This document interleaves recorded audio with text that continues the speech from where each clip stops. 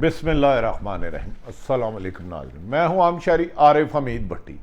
आज दो इशुओं पे बात करेंगे। जानते हैं आप, बलोचिस्तान में पाक फौज के अफसरों और जवानों ने अपनी जानों का नजराना देकर इस मुल्क की हिफाजत कर रहे हैं और बड़ा नुकसान हुआ। आज वज़ीर आज़म इमरान खान ने एक छक्का मारा। कमर जवेद बाजवा साहब के साथ, उन शहोदा के और उनके कुर्बानियों देने वालों के साथ खताब करते हुए उनको खराज तहसीन पेश किया और इस बात का इजहार किया कि अगर पाकिस्तान सलामत है तो सिर्फ और सिर्फ फौज की, पाकिस्तान फौज की वजह से, जिस पर तालियां बजाई गई और शहोदा की इस कुर्बानियों को खराज तहसीन पेश किया गया।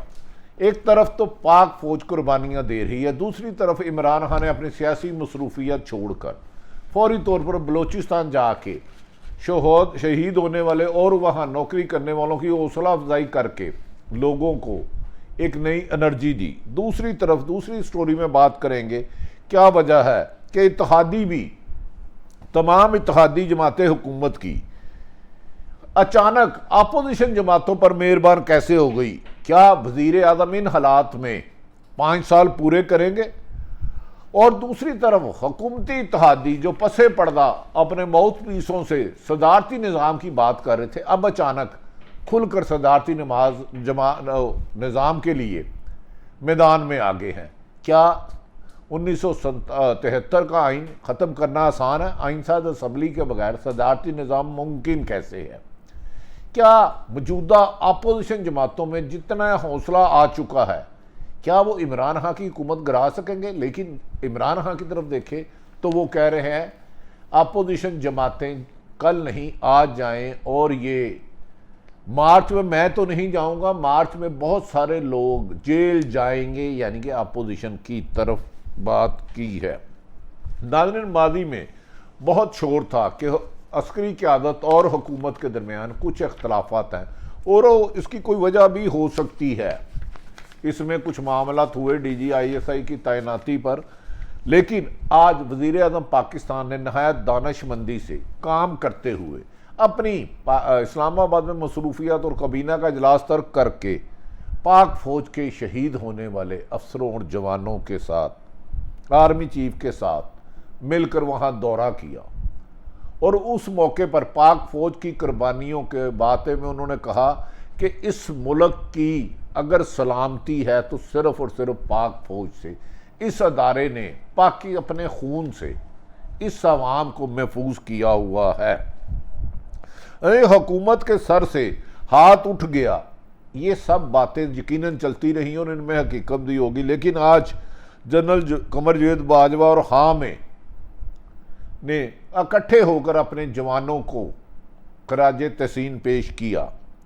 आज की मुलाकात में हुकूमत कह रही है कि हम एक पेज पर आ गए हैं, जबकि अपोजिशन की एक्टिविटी कुछ और कह रही है।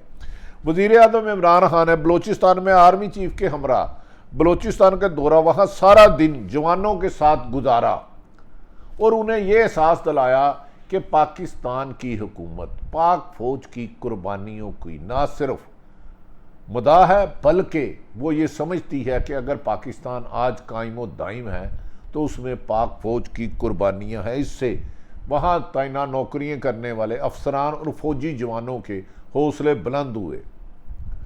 बलोचिस्तान आज वज़ीर आज़म पाकिस्तान ने जवानों के साथ खताब करते हुए ऐलान भी किया कि मैं 15% FC और वहाँ रेंजर की तनख्वाह में इजाफा करता हूँ और उनकी कुर्बानियों को जिस अल्फाजों में बयान किया, जिस पर खूब तालियां बजाई गई और वज़ीर आज़म पाकिस्तान की इस जस्टिस की तारीफ़ की गई कि उन्होंने पाक फौज की कुर्बानियों से आशना हैं। वज़ीर आज़म इमरान खान ने बलोचिस्तान में दहशत गर्दी ख़त्म करने के लिए बड़ी सरमायाकारी करने के मंसूबा बना लिया है और उन्होंने कहा है कि बलोचिस्तान में अमन कायम करने के लिए पाक फौज को मज़ीद सहूलतें फराहम की जाएंगी। दहशत गर्दी के खात्मे के लिए इंटेलिजेंस शेयरिंग को मजबूत बनाया जाएगा और किसी भी कीमत पर दुश्मन मुल्क को, पाकिस्तान की सरजमीन को खून से नहलाने की इजाज़त नहीं दी जाएगी। इस मौके पर उन्होंने एफसी और रेंजर्स की तनख्वाहों में इजाफा किया, जिस पर लोगों ने इसकी तारीफ की कि एक शहीद के कतरे के खून के कतरे की भी कीमत अदा नहीं की जा सकती। उम्मीद की जाती है कि वज़ीर आज़म आइंदा जो पाक फ़ौज के अफसर और जवान शहीद हो जाते हैं मुल्क की सलामती के लिए, उनके मराद में भी इजाफा करेंगे ताकि उनके वालिदैन अगर बच्चे जो शहीद हो जाते हैं उनको ज़िंदगी बेहतर तरीके से हो सके, गो कि उनके खून का एक कर्ज भी हम अदा नहीं कर सकते। नाज़रीन, शहीद की जो मौत है वो कौम की हयात है। मुल्क के लिए कुर्बानियाँ देना आसान नहीं, और आज वज़ीर आज़म ने इस तासुर को भी ज़ाहिर करने की कोशिश की कि पाक फ़ौज और उनके दरमियान कोई खलीज है।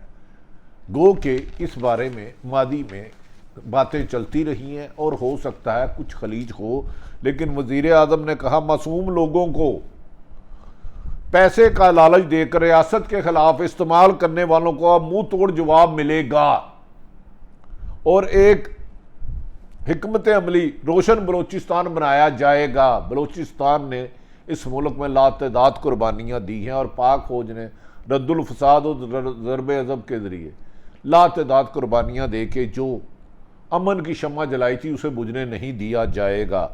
इस मौके पर जारी होने वाली एक वीडियो पर तबसरे किए जा रहे हैं। सिविल मिलिट्री क़यादत एक पेज पर होना पाकिस्तान दुश्मनों को हजम नहीं हो रहा। यकीनी बात है, हुकूमत कोई भी हो, जब मुल्क की सलामती का आएगा तो सबसे पहले हम अल्हम्दुलिल्लाह मुसलमान हैं, फिर पाकिस्तानी है, उसके बाद कोई सियासतदान है, कोई साफ़ी है, कोई ताजर है, कोई कारोबार करता है, कोई सरकारी मुलाजम है। ये अच्छी बात है कि जब मुल्क का तहफ़्फ़ुज़ हो तो सब एक पेज पर आ जाए और अपने इख्तलाफात ख़त्म कर दें। जानबूझकर रहील शरीफ और नवाज शरीफ की पुरानी तस्वीरें शेयर की जा रही हैं और बयानिया बनाने की कोशिश की जा रही है कि तब भी ऐसी सूरत हाल थी, यानी कि आज होने वाली एक पॉजिटिव मुलाकात जो शहोदा के लिए गई थी उस पर भी तरकीद की जा रही है। सियासतदानों अपोजिशन का हक है हुकूमत के खिलाफ अदम एतमाद लाएँ, उनके खिलाफ प्रोपोगंडा करे, लेकिन जहाँ शहीद की बात आ जाती है, एक फ़ौजी जवान की बात आ जाती है, एक अफसर की, वहाँ उनको सिर्फ सलूट बनता है। दूसरी जानिब इत्तेहादी खान और बाजवा के साथ देखकर अपनी लाइनें सीधी कर ली हैं। MQM के वसीम अख्तर के बाद काफ लीग के कामल अली आगा ने किसी अदम एतमाद का हिस्सा बनने की तरदीद नहीं की, ताहम उन्होंने ये बात वाज़िया कही कि हम इस्टेब्लिशमेंट के साथी हैं, इमरान खान के नहीं। दोनों ने वादिया किया कि हम उस वक़्त तक रहेंगे जब तक आखिरी मनाज़र नहीं देखते। अपोजिशन अदम एतमाद लानी तो चाहती है, लेकिन हुकूमती इत्तेहादी जमातों का उनकी तरफ जाना यकीनन इमरान खान के लिए लम्हा फ़िक्रिया है, ये अच्छी साइन नहीं। अगर इत्तेहादी जमातों में से कोई भी इमरान खान को छोड़ जाता है तो उनकी हुकूमत मुश्किल होगी। नाज़रीन, दूसरी तरफ वज़ीर आज़म के मामले ख़ुसूसी उस्मान डार ने अब खुलकर प्रोग्राम में कह रहे हैं कि सदारती निज़ाम आना चाहिए, लेकिन सदारती निज़ाम अगर आना चाहिए तो इसका वज़ीर आज़म को एतमाद में लेना चाहिए। कोई भी काम मावरा आइन नहीं होना चाहिए, कानून को तोड़ के नहीं होना चाहिए। ये मुल्क को बहुत कुर्बानियों के बाद हासिल किया गया। अब आ जाते हैं सियासी मुल्क की मौजूदा सूरत हाल पर। नाज़रीन, अगर हुकूमत अपोजिशन के पास अदम एतमाद के नंबर गेम पूरे होते तो फिर यकीनन अदम एतमाद अब तक आ जाता, लेकिन ये कहा जा रहा है कि हुकूमत को बाज़ ताकतों की हमायत हासिल, अपोजिशन को बाज़ ताकतों की हमायत हासिल है। अपोजिशन जमातों का आपस में मिलना और हुकूमत को गिराने के दावे बहुत पुराने हैं, जब से इमरान खान हुकूमत में अपोजिशन गिराने गए हैं, लेकिन हुकूमती जमात के इत्तेहादियों का अपोजिशन से मिलना एक सवाल ज़रूर खड़ा करता है कि सब अच्छा नहीं है। इमरान खान साहब ने अगर इन हालात की मुनासबत से फैसला ना किया तो उनकी कश्ती भंवर में भी जा सकती है। इसमें इमरान खान को जिम्मेदारी का सबूत करना होगा। अगर MQM आके काफ लीग से मुलाकात कर सकती है, शहबाज शरीफ से मुलाकात कर सकती है, पीपल्स पार्टी के सदर काफ लीग और शहबाज शरीफ से मुलाकात कर सकते हैं, तो इमरान खान को भी अपने इत्तेहादियों को जाके मनाना होगा। MQM, बाप पार्टी, काफ लीग और उनके खदशात दूर करने होंगे। अगर वो ज़िद और अना में रहे तो इससे उनके लिए बेहतर ना होगा, क्योंकि अदम एतमाद नंबर गेम से होता है। अगर इत्तेहादी जमातें हुकूमत को छोड़ गई और इमरान खान साहब ने को उनके कुछ नादान दोस्तों ने अवामी मुहिम चलाने का, जलसे जुलूस करने का मशवरा दे दिया। एक तरफ मुल्क में दहशत गर्दी सर उठा रही है, दूसरी तरफ वज़ीर आज़म की ज़िंदगी जान ज़रूरी है। खुदा न खास्ता किसी भी ऐसे काम में कोई वारदात दहशत गर्दी की हो जाती है, आगे ही पाकिस्तान की कौम बेनज़ीर शहीद की सूरत में एक बहुत बड़ा लीडर गवा चुकी है। नाज़रीन, ये भी कहा जा रहा है, आज कामल अली आगा ने मुस्लिम लीग का, उन्होंने कहा वो रियासत के साथ हैं। हमने हुकूमत की गलतियों की हमेशा निशानदेही कही। हम ये नहीं कहते कि हमें हुकूमत से शिकायत नहीं है, महंगाई भी बहुत ज़्यादा है, हमें मुशावरत भी नहीं ली जाती, हम इनसे तंग भी हैं, लेकिन अभी हमने ख़त्मी फैसला नहीं किया। जबकि MQM ने वाशगाफ लफ्ज़ों में कहा है कि हम उतना ही वो बर्दाश्त करेंगे जितना हमें हिस्सा मिला है, हमारे साथ किसी किस्म की वादा खिलाफी की जा रही है। दूसरी तरफ नाज़रीन, ये बात सोचना होगी कि अचानक अरसा दराज गुजरने बाद हुकूमत की इत्तेहादी जमातें अपोजिशन की मेहमान क्यों बनने लगी। आखिर इसके पीछे कोई ना कोई जाल तो बुना जा रहा है। इस जाल का अंजाम तो वक्त बताएगा, लेकिन साहिब इल्म कह रहे हैं फरवरी में ये जो ऐलान जंग शुरू किया है अपोजिशन ने, हुकूमत गिराती है या नहीं गिराती इसका हतमी तौर पर कुछ नहीं कहा जा सकता, लेकिन मार्च में इसके मुकम्मल नताइज सामने आ जाएंगे। अगर अपोजिशन को एक खदशा है कि अदम एतमाद नाकाम होती है तो इमरान खान ज़्यादा अग्रेसिव होकर और ज़्यादा एहतसाब के अमल पर चलेंगे और अपोजिशन को जान बचानी मुश्किल हो जाएगी। इसीलिए अपोजिशन ने बाद लोगों से एक शर्त रखी है कि हुकूमती इत्तेहादी जमातों में से 2 जमातें हुकूमत से अलहदा होने का ऐलान करें। दूसरी तरफ परवेज़ लाई ने, जो बहुत ज़ीरक सियासतदान है, उन्होंने कहा किचन में स्टॉक इकट्ठा हो गया है, इसका मतलब है एक जगह कोई सामान इकट्ठा हो रहा है, ताहम जब हंडिया पकेगी तो फिर फैसला करेंगे। जबकि इमरान खान की हुकूमत ने कहा है कि काफ लीग भी उनके साथ है, उन्हें किसी किस्म का कोई ख़तरा नहीं, और MQM भी हमारे साथ है, वो हमें इत्तेहाद पर नहीं छोड़ेंगे। अगर कुछ खदशात हैं तो हुकूमत के वुज़रा अनकरीब MQM और काफ लीग की क़यादत से मुलाकात करके उनके खदशात दूर करेंगे। दूसरी तरफ यह भी कहा जा रहा है कि आज शाहिद हकान अब्बासी ने बहुत बड़ी बढ़क मार दी कि PTI के 22 अरकान असम्बली उनके साथ हैं और वो अनकरीब उन्हें शोर करेंगे। अगर ये वाकई ही उनके साथ हैं तो ये पत्ते शो क्यों नहीं करे। अगर ये पत्ते 22 अरकान उनके साथ PTI के हैं तो फिर तो अदम एतमाद में लाने में 1 सेकंड भी नहीं लगता। दूसरी तरफ मौलाना फजलुर रहमान ने भी आज बढ़क मार दी है कि 11 फरवरी को PDM का इजलास बुला लिया है जिसमें अदम एतमाद का करेंगे। लेकिन नाज़रीन, पूरी सियासतदान चाहे हुकूमत हो या अपोजिशन हो, अपोजिशन के इत्तेहादी हो या हुकूमत के इत्तेहादी, इस वक्त कोई भी वादिया सूरत हाल करने के बात करने के हक में नहीं है। वो कह रहे हैं कि सूरत हाल ऐसी गंभीर हो गई है, समझ नहीं आती, क्योंकि इस मुल्क में जब भी तब्दीली आई है ताकतवर हलकों के इशारों की तरफ से ही आई है, वरना अपोजिशन तो 3.5 साल से सैकड़ों मरतबा हुकूमत गिराने का है। क्या अपोजिशन या हुकूमत को, अपोजिशन को ये यकीन है कि न्यूट्रल हो गए? अगर न्यूट्रल हो गए हैं तो अगर 22 बंदे इनके साथ हैं तो इसको पत्ते सामने क्यों नहीं कर रहे।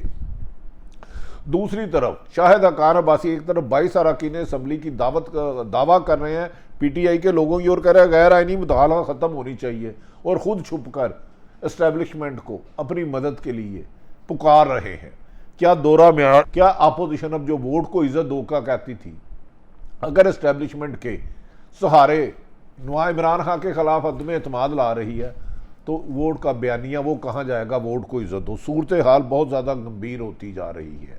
यकीनी बात है, इस बात को हुकूमत का एतमाद अपनी जगह। इमरान खान साहब कहते हैं मैं जलसे जुलूस करूँगा, आखिरी गेंद तक लड़ूंगा, ना मैं अदम एतमाद से डरता हूँ, ना मैं एतमाद का वोट लेने से डरता हूँ, ना ही मेरे इत्तेहादी जमातें जा रहे हैं। लेकिन इत्तेहादी जमातों का, हुकूमत की इत्तेहादी जमातों का अपोजिशन का मेहमान बनना और दड़े पर्दा ये लफ्ज़ कहना कि हाँ हम फैसला वक्त पर आ करेंगे, हुकूमत के लिए सब अच्छा की रिपोर्ट नहीं दे रहे। अब देखना यह है कि शहबाज शरीफ को मिलने वाला फ्री हैंड जो नवाज शरीफ ने दिया है, क्या वो इस हुकूमत के लिए उल्टाने की, इस हुकूमत को घर भेजने की ताकत रखते हैं, या इमरान खान इत्तेहादी जमातों को मनाकर, और जो उनके अपने PTI के लोग जो शाहिद हकान अब्बासी के बकौल 22 उनके साथ हैं, उन्हें रजामंद करके तरीके इक़दाम को नाकाम करके अगले 5 साल भी पक्के करते हैं। उन्होंने सारी सूरत हालात आपके सामने रखी, पाक फौज की बात की, दूसरी सियासी सूरत हाल की। हुकूमत और अपोजिशन दोनों परेशान हैं कि क्या होने वाला है। कोई बात भी यकीन से ये दावा नहीं कर सकता कि हुकूमत चले जाएगी या हुकूमत रहेगी। इसका फैसला सियासतदान करेंगे। जो भी हो आइन और कानून के मुताबिक होना चाहिए। मावरान आइन कोई बात भी ना मुल्क के लिए बेहतर है ना जमहूरियत के लिए बेहतर है। पाकिस्तान जिंदाबाद।